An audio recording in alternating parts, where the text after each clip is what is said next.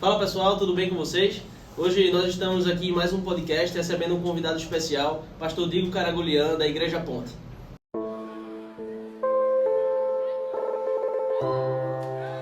Pessoal, hoje nós estamos com um convidado especial que vai fazer parte, vai pregar hoje na Conferência Convergência. A gente está recebendo ele antes do nosso evento. Ele que está aqui para responder algumas perguntas, ele que está aqui para abrir o seu coração em relação ao chamado pastoral. Pastor Digo Caragulian, ele é da Igreja Ponte e ele é marido de Bruna, pai de Theo, e é um prazer estar com você, meu irmão. Ô, cara, prazer é meu, Vasco. Prazer, meu irmão, prazer, obrigado pelo convite aí, alegria estar com vocês, conhecer mais esse movimento aí, privilégio fazer parte desse corpo aí, chamado ID aí. Amém, meu irmão. Vamos começar com as perguntas então. Bora! Você esqueceu de falar que eu sou corintiano também. Eita, tá? É verdade. Já me chamou de Vasco e lembrou do... É Corinthians. Digo, pra gente iniciar, a gente faz sempre uma pergunta que eu acredito que a maioria das pessoas sempre quer saber. Quem é Digo fora do público? Claro que não tem como existir uma divisão, porque nós vivemos como cristão, seja de manhã, de tarde, de noite, todos os dias. Mas como você faz para conciliar a vida pastoral e a vida familiar, a vida com amigos, etc? Essa pergunta é interessante porque me lembrei de uma entrevista que fizeram com Mike Tyson, né? Perguntaram mais ou menos isso, assim, quem é você fora do ringue, né? E ele falou, eu sou uma pessoa cheia de trauma, cheia de medos, sou uma pessoa ansiosa. Começou a falar vários defeitos dele que não combina com a fisionomia do Mike Tyson. E as pessoas que me conhecem através do púlpito, de fato, não conhecem boa parte de quem eu sou, né? Então, eu sou Digo, mas na verdade existe um Rodrigo, né, em mim. É uma pessoa muito tímida, uma pessoa muito introspectiva, uma pessoa que pensa muito e fala pouco. Eu sou um pastor que gosta mais de ouvir do que falar, isso é meio difícil. Mas eu sempre fui uma pessoa muito observadora, analítica, pensativa, e acho que isso forja muito quem eu sou. Dentro de casa eu busco ser uma pessoa presente, um marido presente, um pai presente, que busca cumprir as suas funções no lar. Sou uma pessoa também que gosta de humor, sou uma pessoa, acho que me considero uma pessoa bem-humorada, então sou instintivamente um piadista, assim. O meu humor é um pouco diferente, assim, não é muito... A maioria não curte muito, mas eu sou um cara que gosta de trazer leveza no meu humor. Mas é isso, eu sou essa pessoa, assim, eu sou um pastor que não tem como facilidade, talvez, natural, a questão da relação, não sou aquele cara expansivo. Você pensa no pastor, você pensa numa pessoa que abraça, que beija, que fala. Eu sou totalmente o oposto disso. Mas eu acho que isso traz uma forma bonita que Deus busca agir através de mim, da forma que eu sou.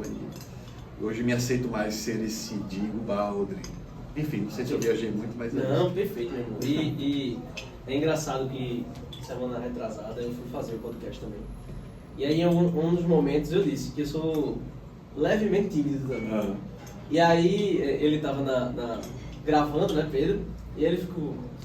Mas sim, é porque por ver a gente tá pregando ali, mas, meu irmão, ali é um homem sendo totalmente usado por Deus. Né?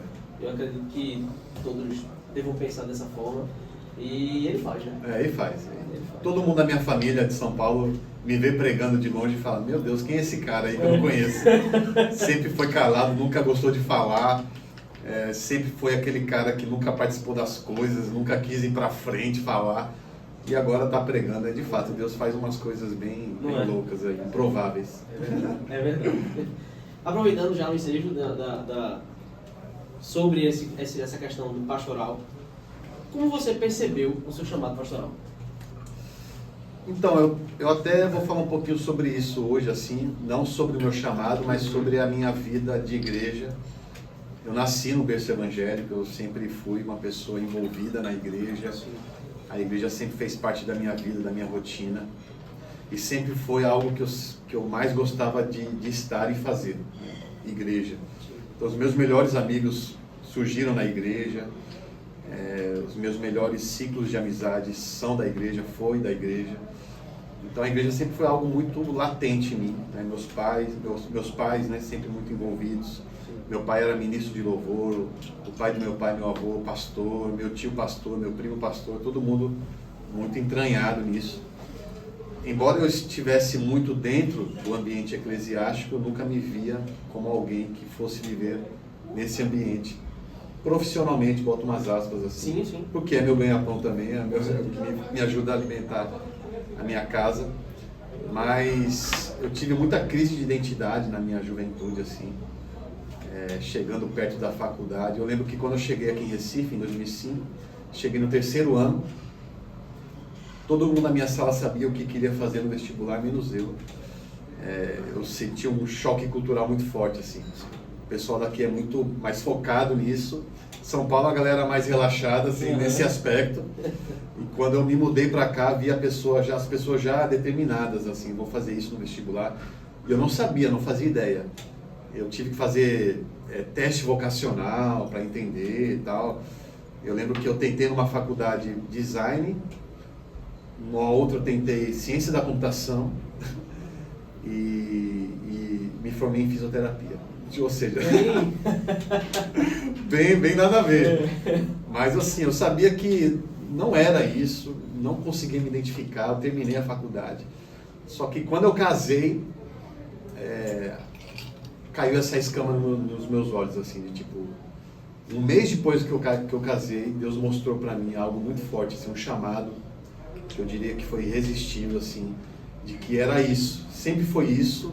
Eu nunca enxerguei isso e Deus me fez enxergar isso no momento certo. Então Deus colocou a pessoa certa para me fazer enxergar aquilo que eu precisava enxergar.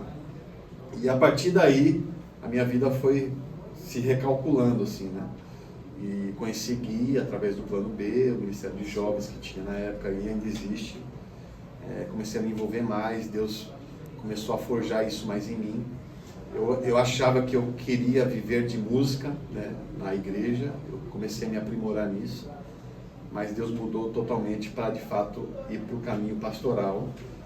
E minha esposa meio que também validando isso, foi uma voz de confirmação, né, que Deus usou.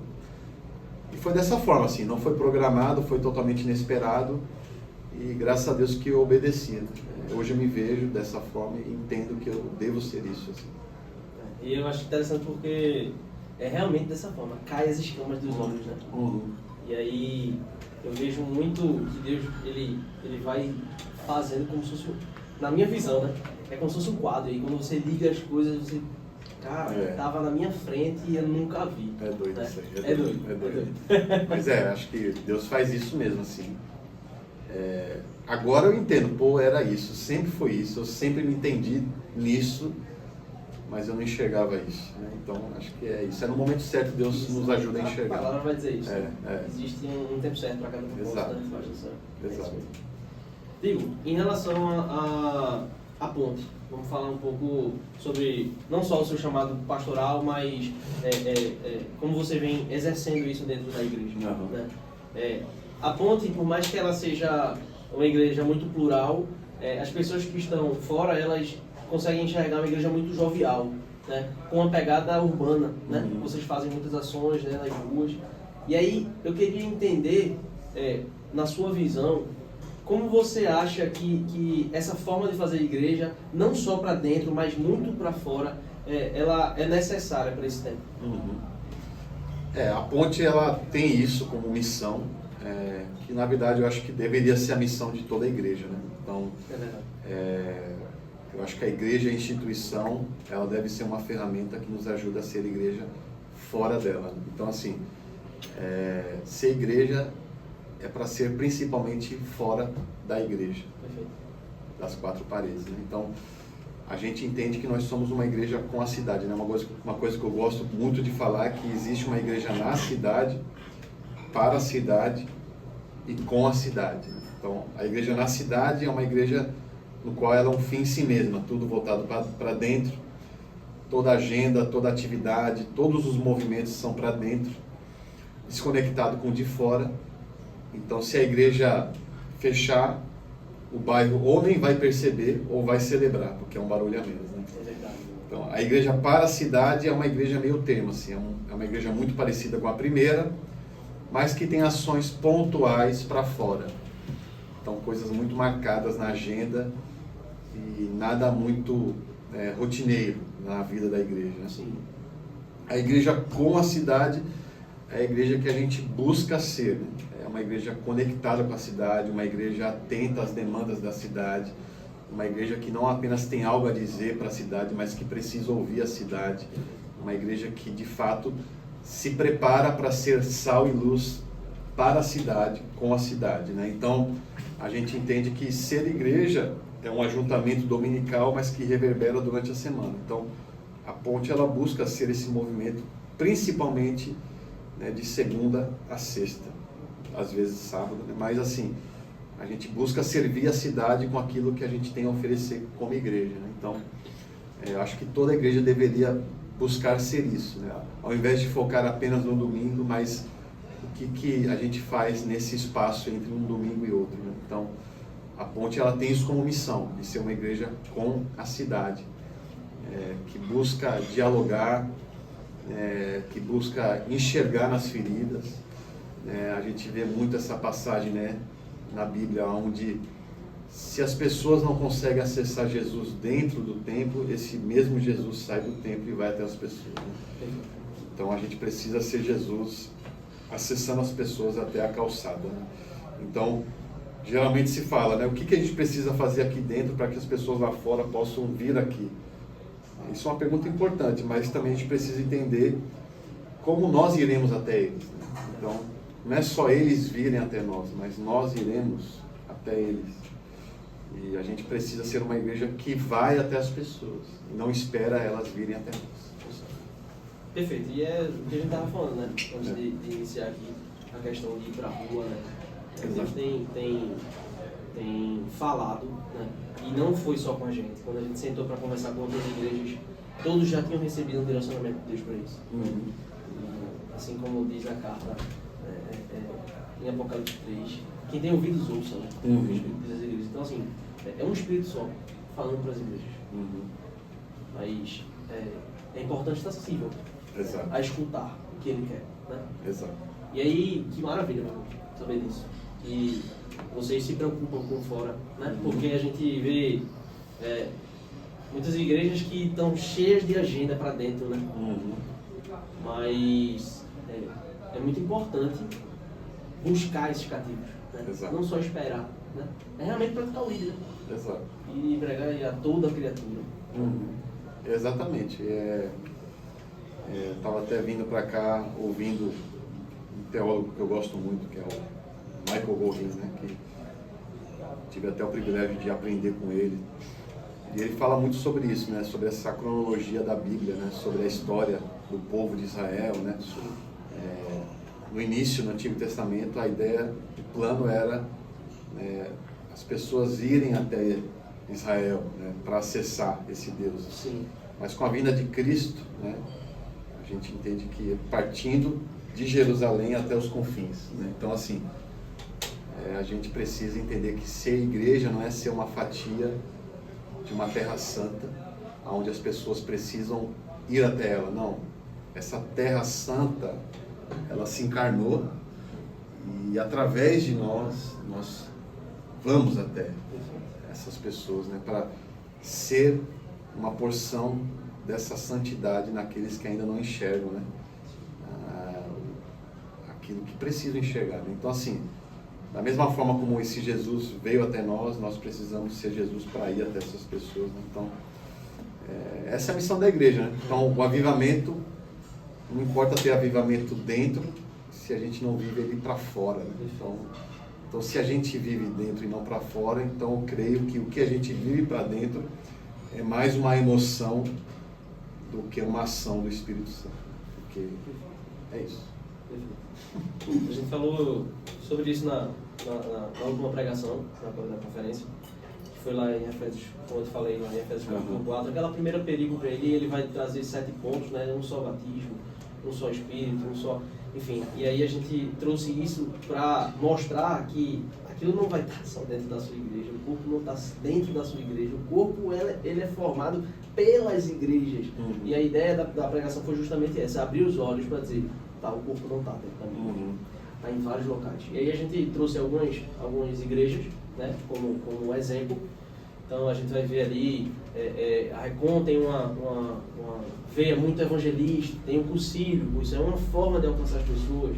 A VEM vai ter uma veia muito artística, então essa galera é levada até esse lugar. Então assim, o corpo ele se completa, né? Só que aí é necessário que estejamos em unidade para alcançar, como você está falando, o avivamento, né? E eu creio muito nisso, que é necessário que exista a unidade para buscar o cativo. A gente, como eu perguntei aqui, a Ponte tem essas ações solidárias. E como usar essas ações solidárias como ferramenta de evangelização? Na verdade, assim, né? Até a gente busca, às vezes a gente cai em... Eu falo a gente, Ponte mesmo. Assim, quando a gente fala sobre esses movimentos que a gente faz para fora, a gente usa esse termo, né? Ação social. Mas, na verdade, eu acho que isso é a missão da igreja. Perfeito. É muito mais do que uma ação social, né? Sim. Então, a missão da igreja é muito além do que dar o pão. Mas, enquanto você dá o pão, comida, você fala sobre o pão da vida, né? Então, não adianta você dar o pão, comida e esquecer do pão da vida. Mas também, no país que a gente vive, não basta apenas falar do pão da vida se a pessoa ainda está vazia do pão comida. É verdade. Então, pessoas no nosso país vivem dificuldades. Nosso país é desigual, nossas realidades são diversas onde a gente vive, né?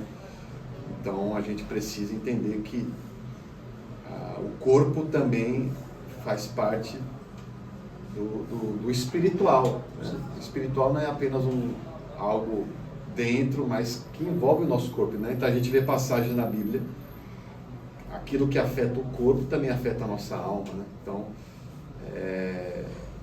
Então a gente precisa pensar no todo, né?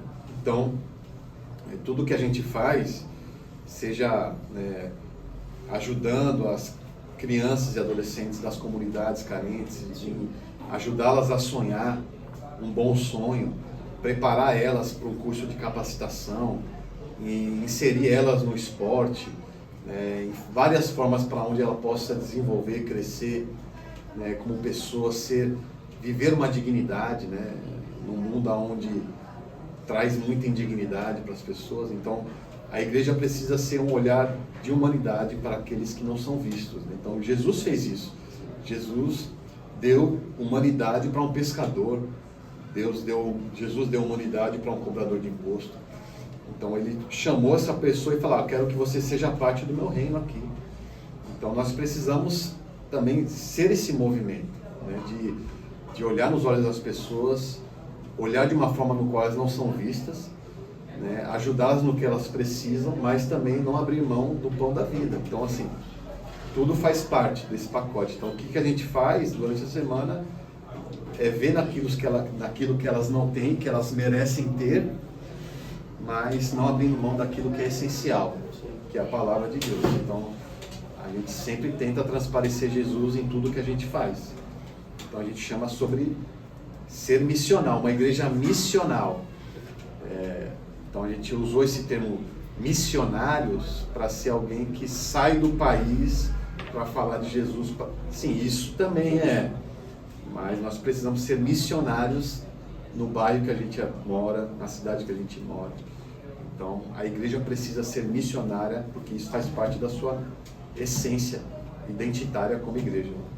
Então, basicamente isso aí. Porque a igreja, na minha visão, a igreja, eu falo o corpo em geral, tem uma visão muito pequena do que é missão. Exato. Né? Seja de um exemplo como esse, de missão ter que ir para um outro país ou para uma outra cidade. Existem missões urbanas e a questão também de se equipar para ser um missionário. Né? Em Atos a gente vai ver que a igreja de Antioquia envia Paulo. Então assim, era o mais capacitado que tinha na igreja. O Espírito Santo diz, vocês vão enviar Paulo. Então assim, a gente tem uma visão muito pequena do que é a missão, né? E a missão, ela começa desde o início de tudo. Exato. Né? Quando Deus fala para Adão, vocês vão agora multiplicar, né, a terra, subjuguem a terra. Depois lá em Abraão, lá no Gênesis capítulo 12, quando diz, você vai sair da sua parentela. Então assim, a missão existe há muito tempo. Né? A missão, o envio do Senhor existe há muito tempo. E nós somos comissionados a isso. Exato. Exatamente. Amém. Assina embaixo. Nós, como movimento, nós hoje recebemos, né, pessoas de diversas formas, idades, etc. Mas desde o início foi um movimento muito voltado para jovens. E aí falando um pouco sobre os jovens. Como você e os outros pastores e líderes da ponte, como vocês veem, mostram ou equipam ou comissionam as suas ovelhas, os seus membros mais jovens a caminhar na fé cristã e se posicionar dentro de uma faculdade, dentro de um colégio? Como é que vocês tratam isso? Eu acho que assim, tudo que a gente falou desemboca nisso aí também, né? Porque o nosso papel como igreja é ferramentar e forjar a missão que habita na pessoa. Então, antes da pessoa nascer, já existia o propósito dela, né? Então, quando a pessoa criou essa garrafa, ela não criou algo por acaso e falou, deixa eu fazer algo aqui. Ela falou, isso aqui parece uma garrafa, isso vai ser uma garrafa. Não, o Criador já fez imaginando e sabendo que seria uma garrafa.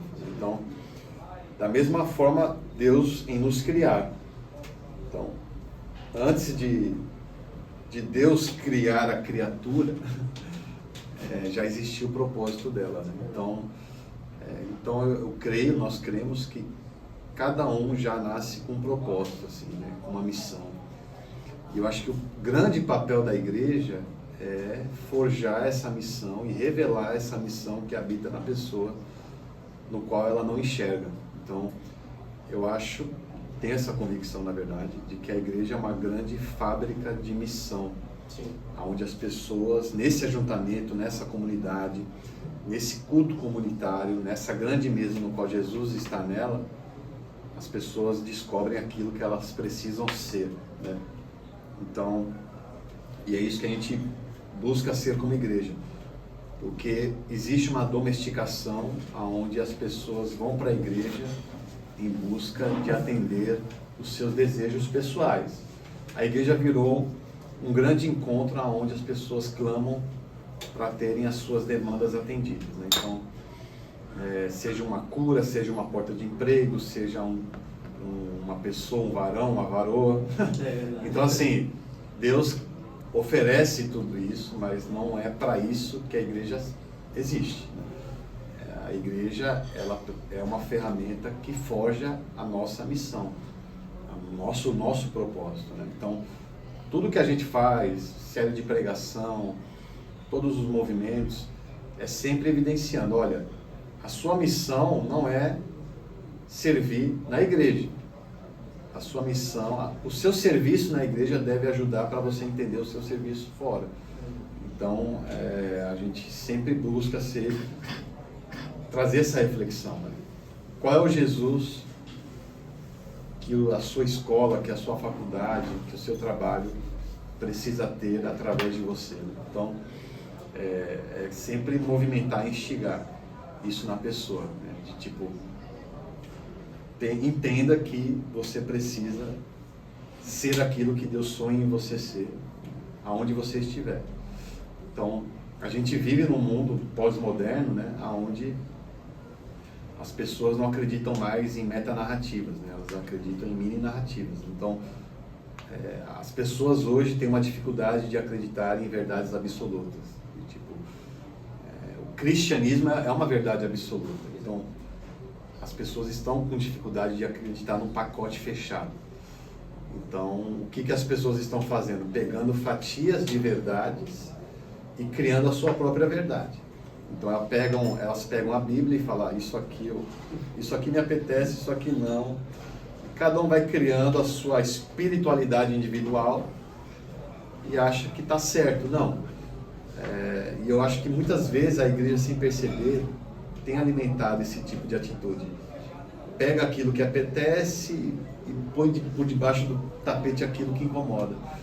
Não, nós precisamos ser uma igreja que abraça toda a verdade, que somos representantes dessa verdade absoluta, que é a única verdade que é capaz de transformar a vida de uma pessoa. E essa pessoa, ao sair da igreja, ir para a faculdade, ir para casa, ir para o trabalho, ela precisa ser uma ferramenta dessa grande verdade, né, e confrontando as falsas verdades e silenciando essas mini-verdades que distorcem a face de Cristo.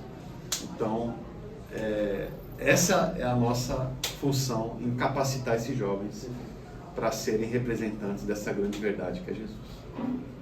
A palavra fala, né, que meu povo perece por falta de conhecimento, né? E aí hoje a gente está vivendo uma sociedade que é extremamente digitalizada.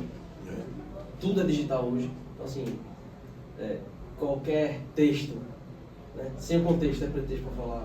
Se quiser. Então, assim, passa no Instagram, viu uma imagem bonita com um versículo. Exato. E aí cria várias pessoas que não sabem, mas estão aderindo à teologia liberal. Né? Exato. E outra, né? E tem, você vê gente, não, eu sou cristão, mas também consulta horóscopo. Eu sou cristão, mas assim, gosto de coisas, abraço visões do budismo. Então você vê uma mutação espiritual da pessoa, aonde a fachada dela se diz cristã, mas a vida dela é um misticismo, de uma mistura. Você vê que é um vazio gigante, onde a fachada fala Jesus na boca, mas vive demônios. Exato. É porque no final o interior dela só está querendo saciar a fome que ela tem, mas ela não sabe como é. Sabe? É complicado. Em relação a essa fome, a gente vê uma crescente na igreja. Né? A gente vê que é uma igreja que está crescendo e cada vez mais, já é uma igreja grande, mas está crescendo cada vez mais. E com tantos membros e visitantes, como vocês fazem para tanto dar esse pão mais profundo para os que já são membros e conseguir tirar esses novos membros da superficialidade? Essa é a pergunta de $1 milhão. Exato. Mas assim, tentando responder, né? Tudo que a gente vive hoje não foi planejado a gente viver. A gente, de fato, como vocês estão vivendo no ID, né? Começou de uma forma simples, né? Humilde, genuína. Sim. Que Deus vai usando, vai adicionando, vai acrescentando.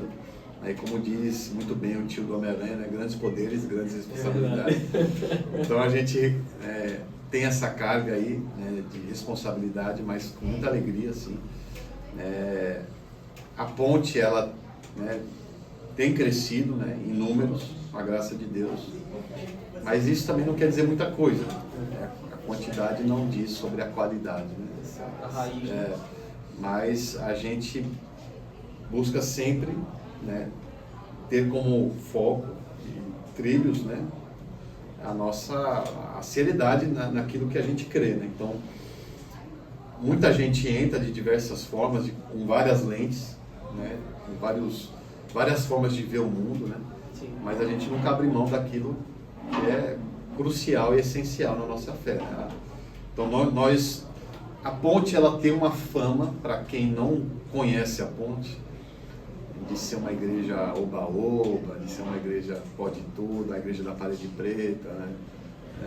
Enfim, vocês já devem ter ouvido isso aí, né?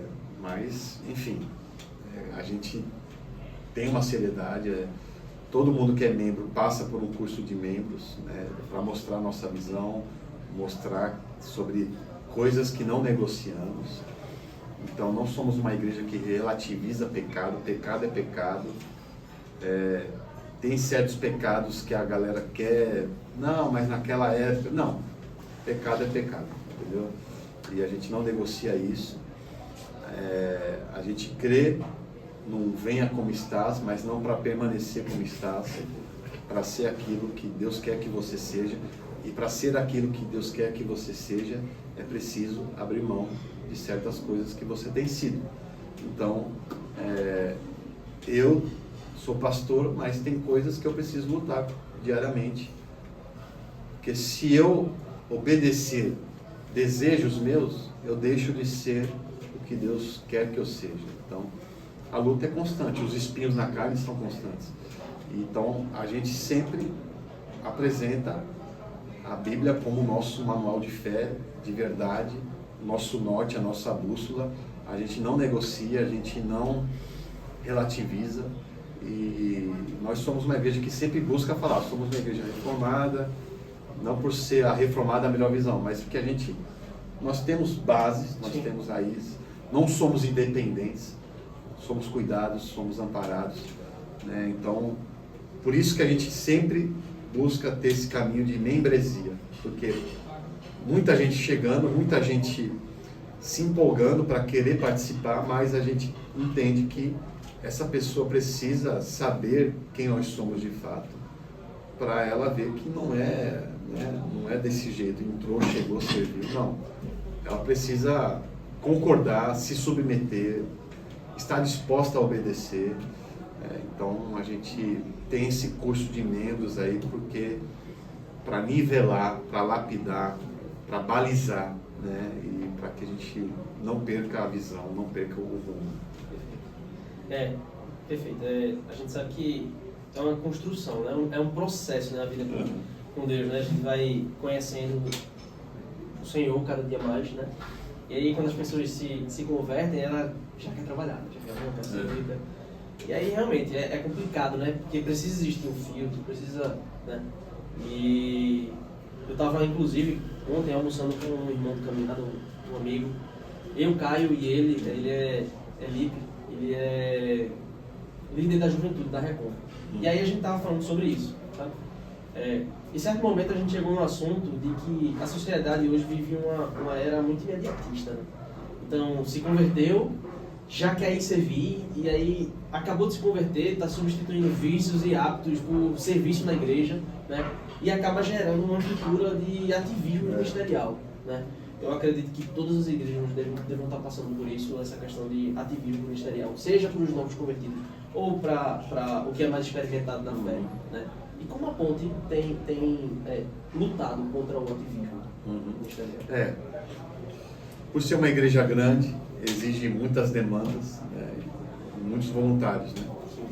Então a Ponte ela tem essa veia forte do serviço, do voluntariado, né? Tudo que a gente faz, a gente convoca a igreja para fazer junto, para ela ser também parte de tudo que a igreja vive, né? Então, seja mutirão para reformar a igreja nova, para pintar. Então, eu estou desde o início da Ponte, desde a plantação. Então, eu já descasquei parede, pintei, subi andaime. Quando eu achava que era para ser um pregador, eu não achava que era ser literal, né? Mas assim, eu participei de tudo e isso me forjou muito.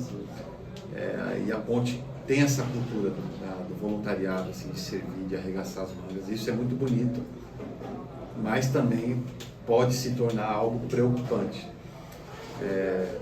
Todo ano a gente coloca um tema do ano, né, da nossa igreja. Né? Ano passado foi legado, porque a Ponte completou 10 anos, tá? Então a gente quer ser um legado, a gente quer respeitar quem deixou um legado para nós, tal. E esse ano o tema é a boa parte, né? Usando como referência a Maria e Marta, de tipo sair um pouco da cozinha e ficar mais na sala de estar com Jesus. Então tudo que a gente tem feito nesse ano a gente tem tentado fazer, porque o ativismo sempre tenta falar mais alto. A gente sair um pouquinho do ativismo na cozinha e ouvir mais o que Jesus quer falar para nós, né? Então a gente tem feito movimentos de mais sala de estar e menos ativismo. Uma coisa que a gente tem falado muito, que eu falo muito, na verdade, é que cuidado para o seu ativismo na igreja não te distanciar de Deus, né? Então, porque é isso que eu tenho visto, né, em muitas vidas, né? O ativismo tem distanciado as pessoas de Jesus e tem perdido o seu sabor, o seu brilho, né? Eu vejo que aquilo que dava um sorriso no rosto das pessoas tem tirado, assim, as pessoas estão servindo sem o sorriso no rosto, sem o brilho no olhar, né? E às vezes eu me pergunto assim, Deus, o que eu preciso fazer para voltar a sorrir, para fazer aquilo que eu amo? Muita gente está perdendo a alegria de fazer aquilo que ama. Então, quando você perde a alegria de fazer aquilo que ama, você perde o propósito, você perde a essência, você perde o sal. Então, embora na vida cristã tenha as partes boas e as partes ruins, não importa o cenário, mas o brilho no olhar ele deve permanecer.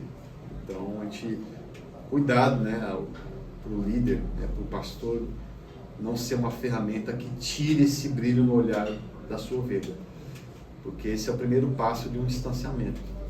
E isso é muito perigoso e é sutil também. Semana retrasada, acho que faz uns 20 dias, a gente fez um momento diferente lá na juventude da igreja e eu preguei justamente sobre isso. Incentivando, né, a juventude a exercitar a busca pela presença. Mas que um dos grandes problemas, que são sutis, assim como tu falou, é justamente o ativismo. E aí a pergunta que eu fiz para eles foi o seguinte: o inimigo ele não vai tentar fazer uma proposta para você deixar Jesus. Ele não vai conseguir. Mas ele pode tirar o teu foco. É mais fácil. E aí, tem gente da juventude lá da igreja que está com ansiedade, porque está servindo muito, enfim, gera várias coisas. Né? Então, assim, é importante sermos mais, mas é mais importante sermos claros. E assim, eu nem sabia que o ano da ponte é boa parte. Mas eu acho que é algo que é geral. As igrejas estão passando por isso. Exato. E o diabo está muito feliz com o seu ativismo vazio. Continue aí servindo na igreja, sem saber o que você está fazendo, sem gerar frutos. Continue aí. Para mim, você não está dando trabalho nenhum. Então, o que o diabo mais gosta de fazer é gerar ilusão nas pessoas. Então, ele quer gerar ativismo vazio. Então, serve na igreja, vai no domingo, não está dando trabalho nenhum para mim. Pois é. Então é isso. Deixa eu te fazer mais 2 perguntas rápidas aqui para a gente finalizar, mas a gente, como você sabe já, o nome da conferência é a Conferência Convergência.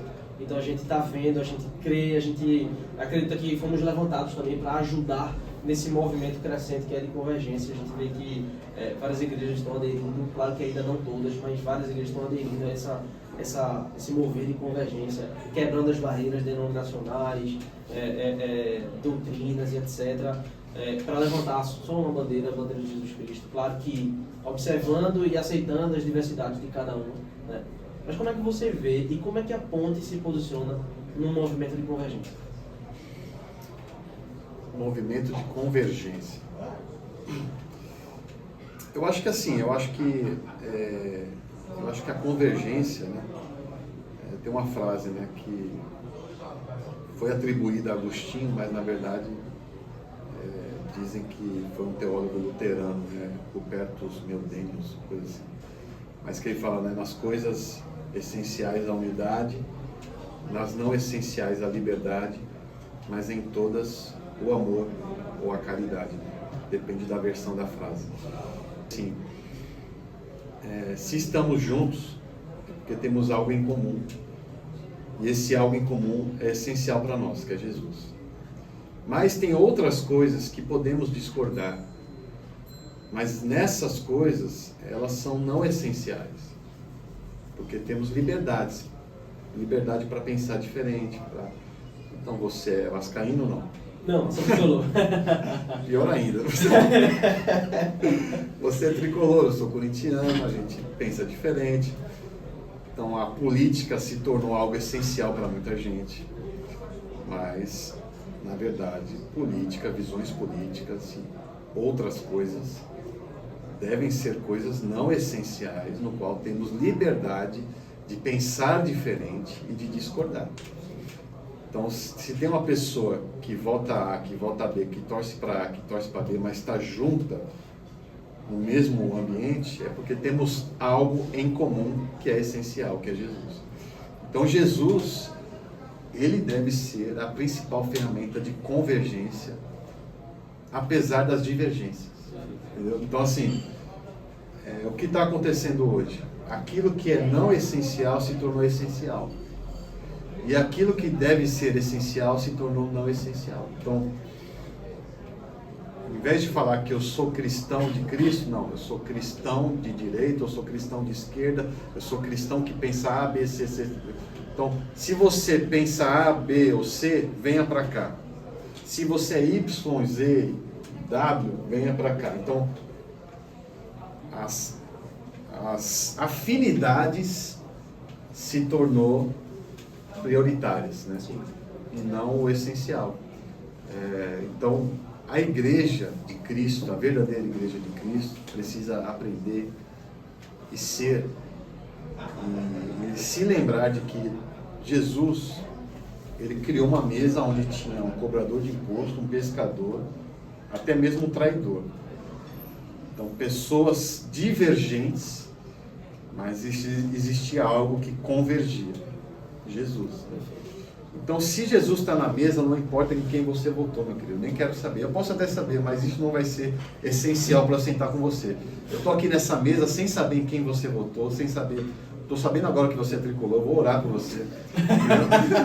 Mas enfim, mas não é isso que me trouxe até aqui. O que me trouxe até aqui é porque nós temos Jesus, cara. Então, é isso que faz o ID acontecer, é isso que faz a ponte acontecer. É trazer Jesus de volta na centralidade da mesa. E isso faz convergir todas as coisas. Para a gente finalizar, a pergunta que eu queria fazer desde o início. O que você acredita que a igreja brasileira precisa ouvir urgentemente hoje? Rapaz, eu acho que eu vou falar um pouco sobre isso hoje, né? O que eu falei agora, eu acho que eu diria que é urgente falar. Coloquem Jesus de volta no centro da mesa. Acho que esse seria minha frase de protesto. Tragam de volta Jesus no centro da mesa. Porque acho que o que está no centro da mesa de muitas igrejas são as afinidades, não a unidade. Unidade não é afinidade. Unidade tem um Jesus que nos une. Então, deixem de se unir através daquilo que vocês pensam em comum, naquilo que não é essencial. Então, tragam de volta Jesus no centro da mesa e tirem as coisas que estão atrapalhando essa centralidade de Jesus na vida. Então, acho que esse seria o meu protesto. Assim. Unidade não é afinidade. Unidade é Jesus na centralidade da mesa. Perfeito. O que nos une é muito maior do que o que nos separa. Exato. Exatamente. Essa frase também, adicionaria essa frase no protesto.